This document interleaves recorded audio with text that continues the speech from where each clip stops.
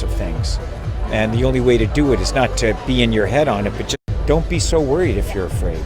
It's like, okay, I feel it. It's like, that's fine. And it's honestly admirable how you do such scary things. What advice would you give to people who find it hard to do something brave? Here's the thing, you just have to write down your dream and then write down a list of how do you accomplish that. What do I need to do? What do I need to learn to be able to accomplish those goals? And that's what I do. I don't just sit there and worry about it. I just start doing it.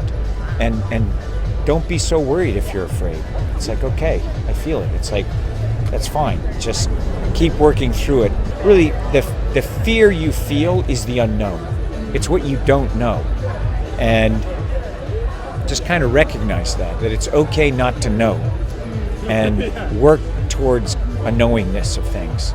And the only way to do it is not to be in your head on it, but just to start looking, go out and start doing it, one step at a time. When I'm training people or I'm training myself, I'm always thinking I'm going to learn how to crawl before I walk, walk before I jog, jog before I run, run before I sprint, and then I sprint out of a plane or off a cliff before I do that. So that's what I do. Look at this. How do you do that?